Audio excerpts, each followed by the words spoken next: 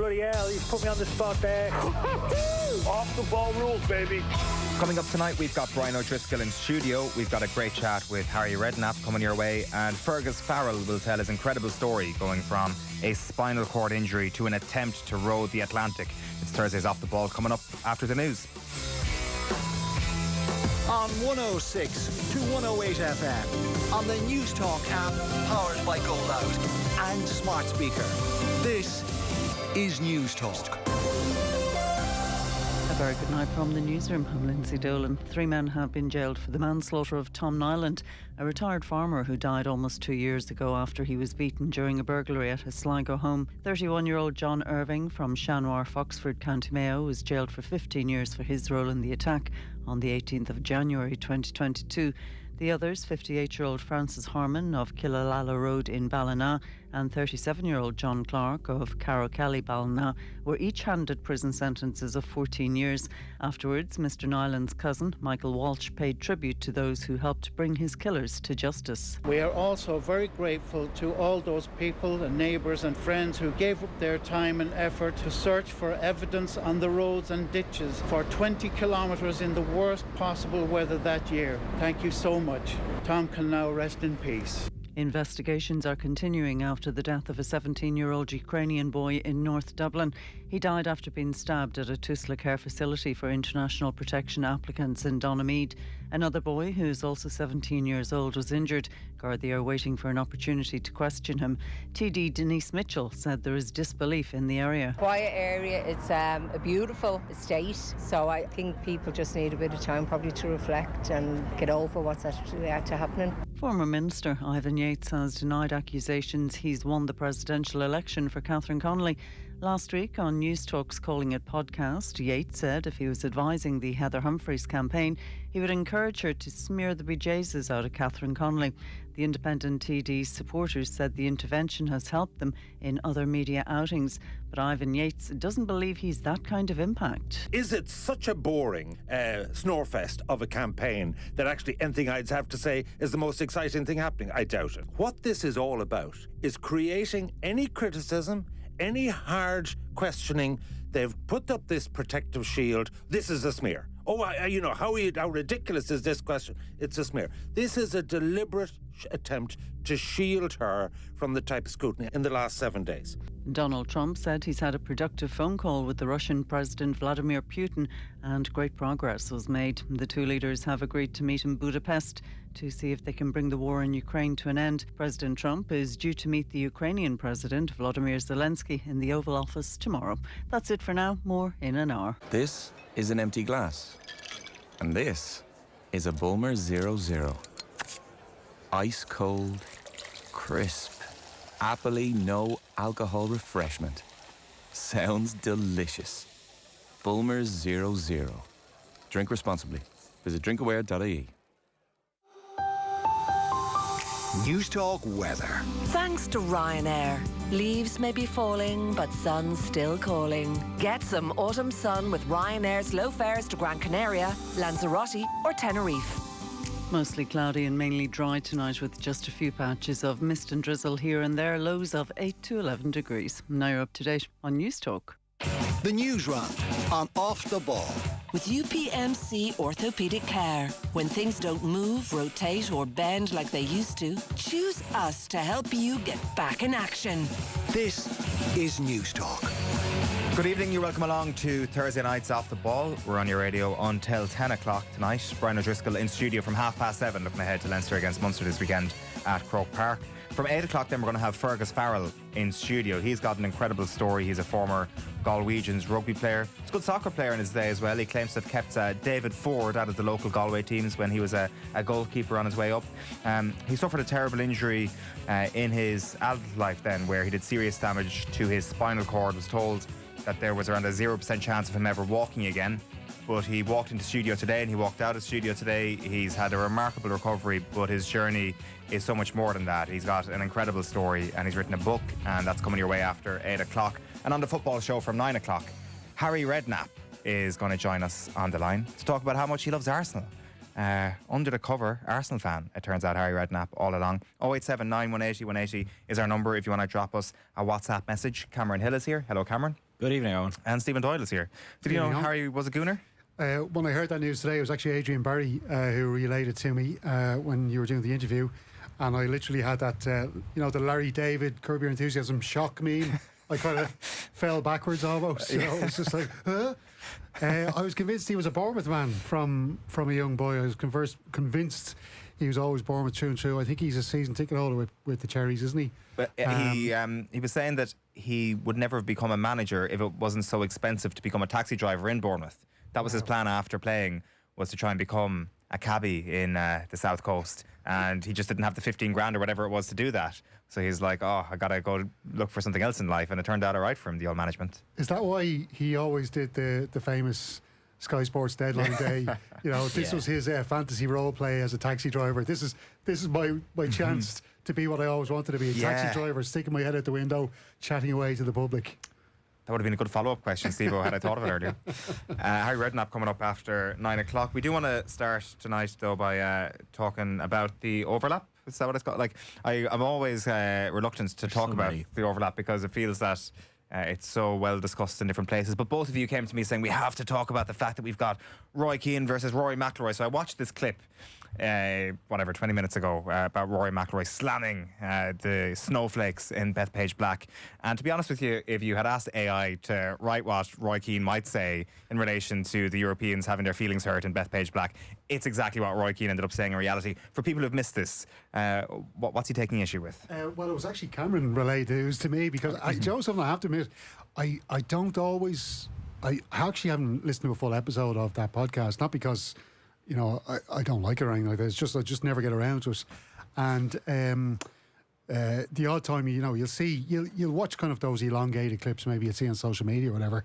But Cam told me this about what kind of Roy Keane had been saying about Rory McIlroy. They've been ended up having a back and forth. It wasn't exactly a back and forth, but I kind of came down on the side of Roy Keane with what you told me anyway. Yeah. For whatever reason, unlike him, he's come on the curmudgeon-y side of all this stuff. So, fill everybody in. Roy Keane offered his thoughts on the reaction from Team Europe towards the verbal abuse from home fans at last month's Ryder Cup. So, of course, you'll remember the players were subjected to, let's call it unruly behaviour at Bethpage Black. A beer was thrown at McIlroy's wife, Erica, in the stands, for instance. Now, McIlroy came out yesterday and said he feels this year's edition of the tournament is being remembered for the wrong reasons. Now, Keane was on the podcast today and said, I'm no expert on golf, but you're telling me these players were under pressure because a few people were shouting, come to Leeds or Anfield on a Tuesday night. Let me tell you, these guys play in big tournaments every week. So all of a sudden, they're going to be upset by a few Yanks. You've got McIlroy. He's won all the big prizes. Do you think he's going to be upset with by a few people? It's ridiculous. The chorus of a lot of like Ian Wright and whoever else was on that pod, Gary Neville as well, laughing a la whenever a manager makes a joke in a press conference and the press pack think it's the funniest thing in the world. Now, if anyone loves the sensation of being told we're a great bunch of lads as Irish, you should watch the full exchange because Ian Wright says the fans were, despicable over there. You're not going to get that from the Irish fans in a Dare manner in 2 years' time. They were very respectful Irish golf fans. Thank you, Ian, on behalf of the nation. We really, really appreciate that. Looking for a nice hotel from Mr. McManus down there, is he? Maybe for the tournament. He's heard there's a great road he needs to try out. Let him cut the ribbon on the Adair bypass. Ian Wright, you're more than welcome. So that is it's stick to football. What did I call it? The overlap. The overlap. Is that they're all the same. Stick to football. I stick to football is the one where they all sit around the breakfast bar, isn't it? And they eat croissants. But they did this in an exotic location, it looked like. It looked really good wherever they were. They always seem to. Probably Limerick, was it? Yeah, that's it. Yeah. It's actually in Bethpage. Yeah. But he does, and listen, I did think there was something kind of, there was a slight bit of sanctimony from Rory McIlroy when he came out and said the stuff about, it's golf should be better than this kind of stuff, and I can see listen, Keane is always going to get, I suppose, laughed at for coming out with the kind of same old man footballer kind of complaining about these young bucks, but there is a grain of truth to what he's saying because it's a golf tournament, you've got about 10 finance bros up in the crowd at Bethpage shouting abuse at the golfers, and while it's not very pleasant, Keane has a point. Go to Ellen Road, go to Anfield as a Manchester United player, and you've got 30 or 40,000 supporters spitting venom at you for 90 minutes. that is far, far worse. Like, the golf players or the golfers do need to get over themselves a little bit over this. Yeah, except at like Leeds and at Anfield, you don't have a hype woman saying F you Rory to hype the crowd up and get them all energised. And as well, like I was saying it outside, golf is slightly different in that, at least in field sports like soccer and rugby and Gaelic games as well, if something like that really gets under your skin from the crowd, you do have the opportunity of, using that energy built up in a sort of physical cathartic moment where you just go in on a player or you make an extra tough challenge or take man and ball.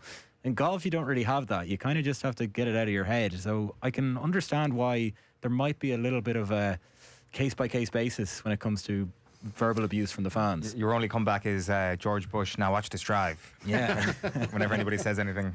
Well, like they gave it back to the fans. Like, they did have their bit of release, and like, as I was saying to Cam earlier, like, what better way to kind of get that pent-up anger out than whacking a ball down the fairway? Like, that's certainly cathartic enough in itself. And I just think, and I know what you're saying about the hype woman thing, there's 30,000 bloody hype women and men in those crowds at Anfield, but they're all enmeshed with one another. You can't hear the individual roars because there's no silence at the start. I think as well, the thing that sticks in a lot of people's craws is is that a plural that you can use? There's the fact that a lot of partners were targeted with the verbal abuse, and then of course Roy Keane was like, well, leave your wife at the hotel then. So again, type into AI, what would Roy Keane say in relation to this? Leave your wife at the hotel. That said, like, famously, football people families never get abused when they're at games and stuff. Like, it does happen. Yeah, it's like, I at the end of the day, generally Keane comes out with this kind of cliche stuff, but it's cliche because generally he's right or he's got a point. Right. The news round is with UPMC Sports Surgery Clinic. When things don't move, rotate or bend like they used to, choose us to help you get back in action. Our number is 0879 180 180 if you want to drop us a WhatsApp. Cameron, where are you starting? Well, Eoin, Crowley versus Prendergast is on, baby. Leinster and Munster both naming strong sides for this weekend's URC Interpro clash at Croke Park. Gary Ringrose, James Ryan and Jamison Gibson Park are among those returning for the hosts in 7 changes from the win over the Sharks at the Aviva Stadium last time out. Munster, meanwhile, have made 10 changes from last weekend's win over Edinburgh in Cork. Second week in a row that Clayton McMillan's made 10 changes to his side. Captain Tyke Byrne makes his first appearance since this summer's Lions tour, while Edwin Adogbo gets a first start in almost 2 years. Now, Munster have won all 3 of their games in the URC so far this season, but have only led once at half-time, and McMillan feels the leadership shown by his players is the reason that they've been able to grind out victories. I personally think our leaders, the ones that we've got here, the ones we've been trying to grow and emerge, have been doing a really good job. But you never quite that, what you feel during your week doesn't really get, you don't see the fruits of your labour until it gets tested under pressure. And, we've certainly been put under pressure in every game that we've played. And we haven't always got it right. And it's been really, really good meetings on Monday when we have a leadership meeting dissecting the game away from the bulk of the squad and really challenging decisions that we made, what we would do different and if put in similar situations. So I think there's a growing awareness around what their role is out on the field. At half time, I think, the last couple of weeks it's just been evident we haven't been there physically. And if we wanted to get an outcome in either of those games, then we needed to see a sharp shift. Otherwise, we'd be at the wrong end of the scoreboard. So there hasn't been anything magical that's happened at half time. It's just been around being honest and then getting an adequate response. It kind of feels that it's going to be one of these weeks where expectations are really low, where Munster are going to beat Leinster. I know they did it a couple of seasons ago, but that was one of these weeks as well where they were massive underdogs going into that URC semi-final. So I don't know, what are we thinking here? Could this be the week where Munster pull the rabbit out of the hat? Yeah, I think so. Why not? Leinster haven't really gotten off to one of their great starts in the league so far this season. Had their struggles down in South Africa, bringing back so many lines into the team at the same time. Like, what's their 4 or 5 seasonal debuts in that Leinster team in the 15? Another couple off the bench like Tanchi and Andrew Port. Like, it is crazy some of the quality they're bringing off the bench as well. But just something about, I like McMillan. He's a kind of no nonsense character, and it is kind of interesting the way he's talking about the fitness there and how they're not quite there yet. Is he maybe just trying to play a bit of rope-a-dope with Leinster ahead of this game? And can I just say as well, Edmund Adogbo, I was watching his post-match from last week, and I'm just delighted for this fella. Like, nearly 2 years on the sidelines with an injury, and he comes back. This is his first start now this weekend, and he comes across as such a great fella, and he was thanking all the players, the staff and all the families around Munster for their support while he was out of action, and he just comes across such a likeable guy. And like, what a game to make your first start after nearly 2 years. Croke Park against the enemy, like, it's just brilliant. And there's something I think this Munster team could put in an inspired performance this weekend. Well, I think they've a point to prove. Like, one thing that struck me last year about that game was, you know, the whole emotion of the occasion, being back in Croke Park, memories of 2009, full house at GAA HQ, and Leinster just cutting that completely out and destroying them over 80 minutes. I know that Jerry Thornley was on Monday Night Rugby this week saying that it was closer than maybe the scoreline or the scores suggest, that Munster left a lot out there. But like, Michael Milne and Edwin Adogbo must be pretty pissed off that they're not in this Ireland squad. I would say that they have a point to prove now to Andy Farrell on Saturday to go, look, listen, are you going to only pick 4 of us for November? Is that as good as we are? I think if you were Clayton McMillan, or if you were Mike Prendergast, or anyone involved in that backroom team in Munster, you'd be stoking up those flames and saying, is this a side that deserves 21 of their players in this squad? Gavin Coombs as well. That? Yeah, Gavin Coombs. Yeah, you're right. It will be silly to not be telling them during the week, God, I'm reading this Ireland squad. Like, I'm reading loads of Leinster names here. Since when are we Ulster? Yeah. It's just so exciting to see Adogbo back in the starting 15 as well. I thought he was really good when he came off the bench in the second half. A couple of really powerful carries against Edinburgh last Friday night as well. So just brilliant to see him back on the pitch. So I don't know, it's a hunch. If you analyse the evidence, and I think the bookies are giving Munster a 13-point head start in the game on Saturday. So the evidence suggests that you wouldn't be overly hopeful, but there's just a hunch that it's going to happen on one of these weeks when we don't really expect it. What have we got next, Cameron? Well, Connacht are welcoming back all of their Lions contingent for this weekend, Owen. So Bundyaki, Finlay Beelum and Mac Hansen are in the team for tomorrow's clash with the Bohs. Caelan Blade and Joshuani form a new half-back partnership, with Cian Prendergast captaining the team from the back row. Barry's been in touch to say, lads, both circumstances can be bad. They don't need to be compared as to which is the worse. Could you imagine the hullabaloo if, say, Harry Kane's wife had a beer thrown at her? Sorry, I shouldn't laugh at that. It's just you were being po-faced earlier, Steve, and now you're laughing at Harry Kane having his family attacked with beer. Oktoberfest wearing lederhosen. Of course you're going to get beers. So that's actually what he signed up for. It's actually in the small print. No, that would genuinely be awful. No, it is. It's not. Should be condoned. 087 918 180. If you've got any more thoughts on whether or not people should have beers thrown at them at sports events, you're moving on to something else, Cameron. Yeah, Shane Lowry, the overnight leader after day one of golf's DP World India Championship. The Offaly man is 8 under par after a stunning bogey-free round of 64 in New Delhi today. Rory McIlroy carded a 3 under par round of 69 this morning. Lowry feels the strengths of his style of play work well with the course's layout. Yeah, well, I just think the type of golf course suits me. It's like, you know, you need to shape it around the course, you need to hit it in position off the tee, and it's all about your iron play. And, you know, my iron play is my strength, one of my strengths, and I took advantage of that today and, you know, managed to roll a few putts in on the back nine, which was nice. Moving on to Gaelic games, the GPA has expressed their frustration with the lack of progress on integration so far. A delegation representing the body spoke before an Oireachtas committee yesterday on the merging of the 3 Gaelic games organisations. GPA Chief Executive Tom Parsons stressed that integration is not a problem to be solved, and Aisling Maher made the point as well. She was also at this meeting, that she's been frustrated with the lack of communication from the top down so far. I think that communication is hugely important here, and change is slow.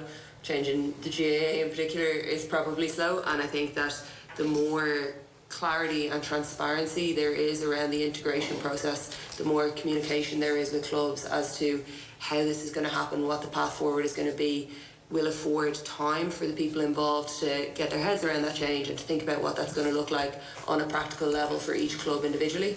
And my fear with the 27 deadline at the minute is that there hasn't been enough communication with everybody on the ground, and not just inter-county players but all members of all GAA clubs.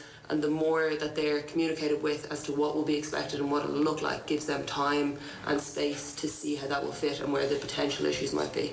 Ashley Maher speaking there on the challenges facing integration at the moment. That is Thursday night's Newsround. I think there's been a really negative reaction to Steve-O laughing at Harry Kane's wife having a beer thrown at her, to the point where our sound op, Pete Malloy, is actually resigning in protest.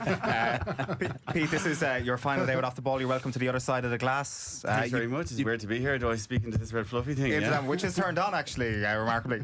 Yeah.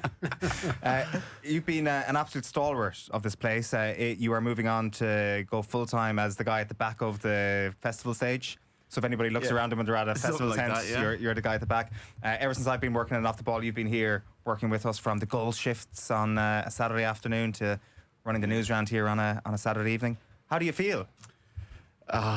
Yeah, you guys just got me on here to cry, didn't you? Yeah, 100% First time on, finally. 15 years. Yeah, it's an end of an era. It's kind of crazy, to be honest. I was thinking about it today. I've got loads of messages in, and I'm kind of reconsidering my decision. Right. No, it's good. To be honest, yeah, it's been a long time. It was amazing to work on the show. It really was. Like, I remember, as you say, goal reports on the weekends. I remember your first couple of weeks in the studio with me, and J.R. Gilroy used to doing quick fire, going to grounds. You'd have grounds, go, go, go, go. And Eoin comes in and he's like, no, we'll just go in chronological order. And to be honest, that was the nicest thing that anyone's ever done for me. So, yeah. And then from then, I knew you'd do really well. Sorry, I should stop tapping the desk. I know exactly what everyone's talking about before. For God's sake. Yeah, seeing you grow into the position that you're in is one of the highlights of my career, to be honest. Jeez, that's very nice. That's true, yeah, that's true. Everybody, yeah. It's been Do you know something? This man, he's one of the most calmest people when it comes to being in a bit of trouble. Mm-hmm. Like, from my own point of view, being at live games, doing commentaries and that kind of stuff. Literally just last Tuesday night, we were having trouble getting in on the line from the Ireland-Armenia game. And, like, the one thing you always know is that just sit back, relax. You know, Pete's going to sort this out. Yeah. At the other end, Pete is probably losing his bloody mind. Yeah, you know, not too much. From like producing on Sundays when things are not going well, like the line maybe isn't coming from the stadium, and you just tell Pete, and you'd know from the tone of the whether he's annoyed or whether it's actually going to be fine. Yeah. Always gets fixed though. Always got fixed. I think we have a clip of some of the errors. No, I wanted everybody to know outside how it feels when they throw the audio that's not there. Yeah. No, Emma's heart just leapt out of her chest there. You got to give us your power rankings. Number one off the ball presenter of all time. Pete, you've worked here for 15 years. Well, sorry, Owen, but I have to say Joe. Joe is my number one. I apologise. Don't ask a question you don't want the answer to. Close second. Thanks very much. I don't know, to be honest, it's hard to pick. There's so many of you guys, and you're all really, really brilliant at what you do. And then the new guard, well, I call you guys the new guard, yourself, Tommy, Shane, coming up. Like, it's a big group of talented men here. And women. Women. Apologies, yeah. Yeah, you're a natural, Pete. I mean, you obviously were. I mean, the next stage of your career is coming back in front of the microphone. The unflappable Pete Malloy. Thank you very much for an unbelievable stint of service to Off the Ball and to the wider News Talk station as well. Best of luck with everything. Thanks very much. Catch you at a festival. Yeah, for sure. Absolutely. Thank you, guys. Cheers. Pete, thank you. We'll take a quick break. News Talk's Cash Machine. Now, another week, another massive amount to be won on the cash machine. This Friday, the number you need to know is €260,000 exactly. And there are two ways you can enter. You can visit newstalk.com/cash machine, where you can enter online, or you can text PLAY to 57557. That's 57557. You have to get your entries in by 3 p.m. on Friday. Then across the Go Loud network of stations, someone is going to get that call. If your phone rings, you have to answer it within 5 rings. Give us the exact amount in euro and cent, and you'll win the cash. So remember that amount one more time. €260,000 exactly. It's over 18s only. Text costs €2.50 plus your standard message rate to play. You're playing across the Go Loud network of stations, and terms and conditions are at newstalk.com. The News Round on Off the Ball with UPMC